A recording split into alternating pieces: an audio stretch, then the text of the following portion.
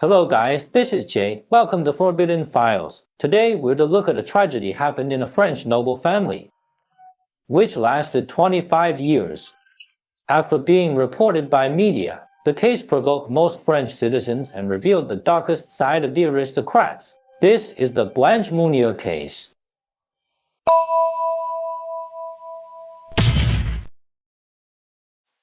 May 1901, Poitiers is quiet as usual. The Alberts had moved in for 3 months and enjoyed the cozy life here. However, little Albert found something strange. He sometimes caught strange noises coming from his neighbor, the Moniers. It's either like a whimper or a growl.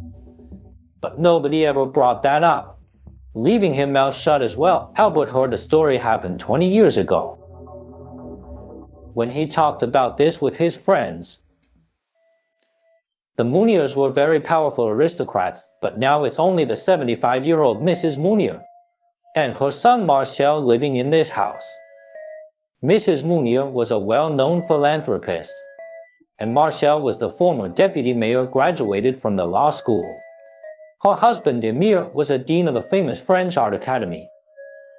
Somehow, he died rather young, and most of the inheritance passed to Mrs. Monier. Mrs. Monier had a very beautiful daughter named Blanche, known locally as a jolly and playful woman.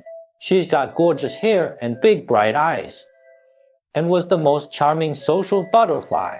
A woman like this disappeared into thin air at the age of 25. Nobody knew why nor where she went. Strangest of all was that no one reported. Blanche's disappearance didn't make any difference to their life. It was like she never existed. After hearing this, Albert found Monier's mansion somewhat unspeakably creepy. He therefore stopped asking. No one thought that the strange noise coming from the Moniers was not as simple as they assumed. Not before long, the truth was revealed. The whole thing gave shivers to everyone. On May 23, 1901, Poitiers, the chief police, received an anonymous letter. Part of it said, "Dear Chief Officer, I'd like to unfold a serious matter to you. Someone has been locked away in Mrs. Monier's house for about 25 years. In the past 25 years, she's been living on her ordure and rotten rubbish, and is still half-starved in captivity." After reading this letter, the chief was astonished. Under his jurisdiction, Poitiers was always a quiet and beautiful city with friendly residents. How could such terrible thing happen? The thought of what if it's true haunted the chief officer very much. He was hesitant about it. After all, if he crossed the Moniers, his chief position might get replaced at once. However, an elderly police officer recalled some memories after reading the letter and reported to the chief. The chief associated the missing Blanche with this strange letter. Years of experience told him something's wrong. Finally, he decided to check out the house. When the police arrived at the scene, Marcel was in their way. Naturally, he insisted that the letter was a twisted prank, as well as an insult to the Moniers, and was strongly against the investigation. His argument seemed reasonable, but Marcel's overreaction deepened Chief's suspicion. Despite the former deputy mayor's objections, he continued to conduct the investigation. Yet the whole mansion was magnificent. Every room was so luxurious and tidy it was nothing like what's written in the letter. Even though Marcel was against it, he remained good manners of an aristocrat, leading the chief to self-suspicion that they might have been wronged. But just as the police were to evacuate, an officer found a hidden room in the attic.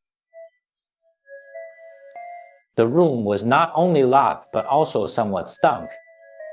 The chief asked Marcel to open the door, and this time Marcel fought even harder, disregarding the etiquette and almost going violent with the police. The chief ordered to break into the room. It was all dark inside, with thick curtains covered the window and the light. The only thing they got was the stench. that almost knocked down everyone. Threads of light coming in through the door, they vaguely saw a dry-boned human. An officer rushed to unveil the curtains, and that human shadow screamed the moment the sunlight touched the attic. Pulling the dirty blanket and covered her eyes. It was a human, a living human being. What people saw was beyond expectation. Even the most experienced chief officer had chills in his back. Paused to look around the room.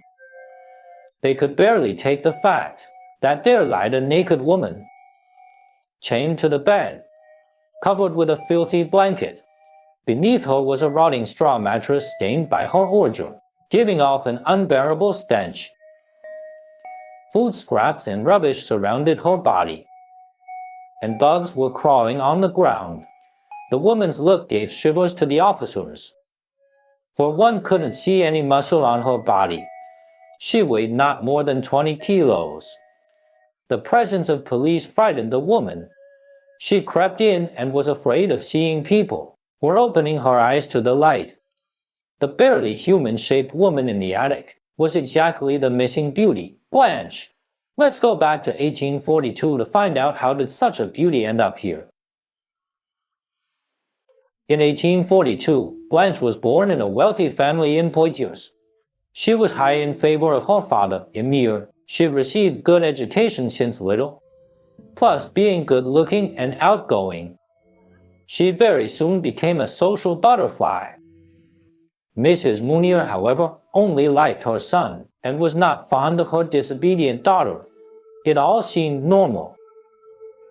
When Emir was still alive till 20 years later, in 1862 Emir passed away, Mrs. Monier inherited most of the property and started to put Blanche under her control. Despite her holding many charity activities and seemed kind all the time to everyone, she was the ruler of everything back in home.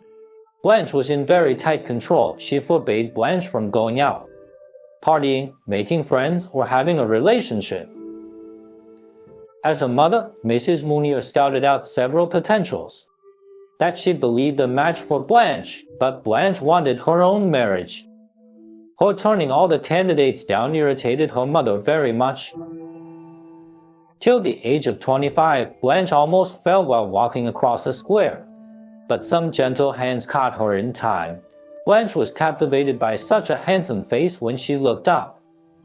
This man's name was Benjamin. He was a lawyer and the son of a broke businessman. They met up several times later and quickly fell in love with each other. Mrs. Monier knew why she was acting different and was strongly against this romance. She wanted Blanche married to the nobility. Benjamin was a commoner and didn't deserve to be related to herself. She banned them from seeing each other. Blanche could only run out to meet her lover at night when her brother and mother were asleep. Meanwhile, there were rumors that Blanche was already pregnant before marriage. Mrs. Monier got furious after hearing this, thinking Blanche was no longer under control. On the other night, Mrs. Monier and Marcel hid at the end of the stairs and grasped Blanche, whom just got home. Blanche screamed and resisted, but she couldn't fight with two people.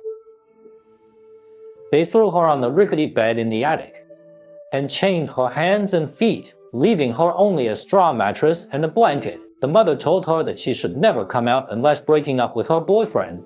They locked the Dewey and left her in darkness. Blanche was too stubborn to accept this offer. Thick curtains were hung up on the window, leaving the room pitch dark even during daytime. Blanche couldn't tell whether it's day or night, and all she's left with was the thick darkness. She screamed and yelled at the window but was never given any help. She tried everything but still couldn't get out. Her dignity and heart of freedom, though, couldn't allow her to give in to her mother.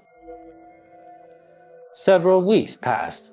Mrs. Monier saw the determination in Blanche and started to pass out rumors that Blanche went missing in the night. She faked crying, gained trust from all the friends and neighbors. This pretty but weird girl eloped with her boyfriend. Marcel started to tell the same story as his mother requested. They agreed to release Blanche, as long as she agreed to break up with Benjamin, and they could say she went home again. Mrs. Monier deemed it a rather merciful method.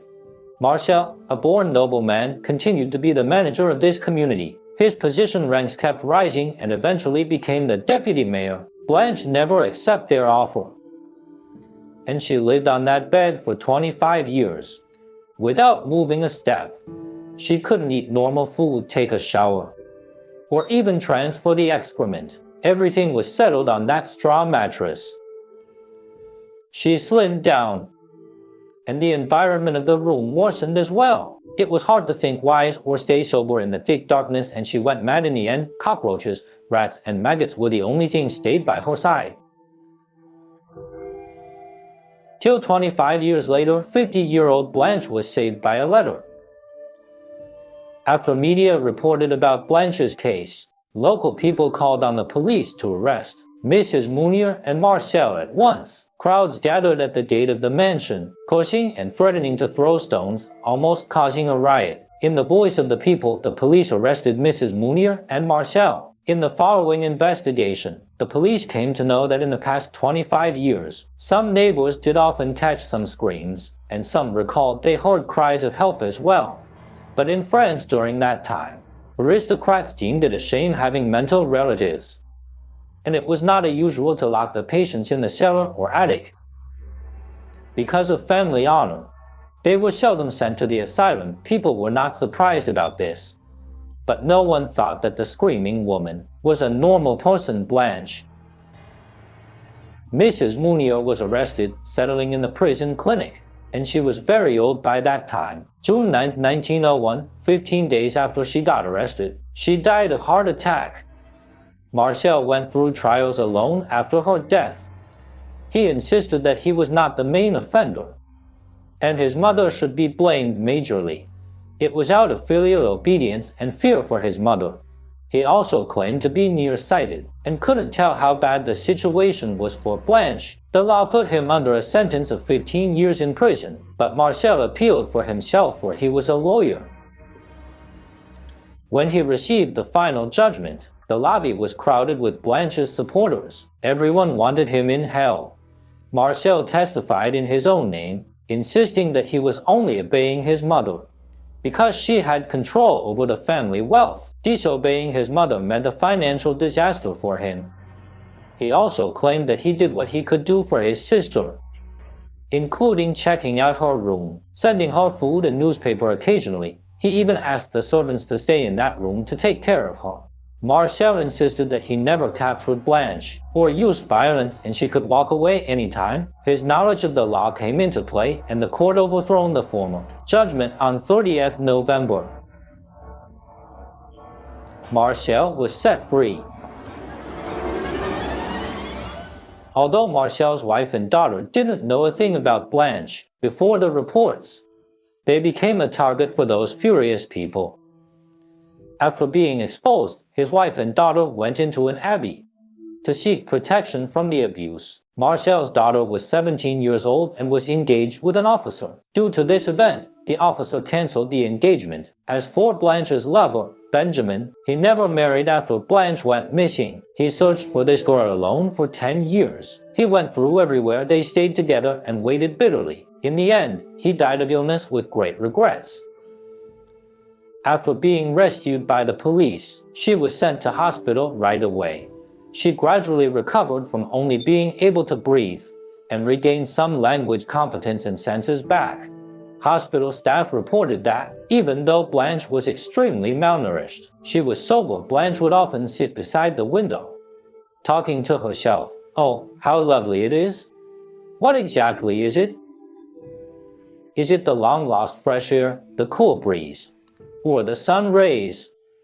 Maybe it was that pair of bright eyes she'd think of in every single night for the past 25 years, the eyes of her lover Benjamin."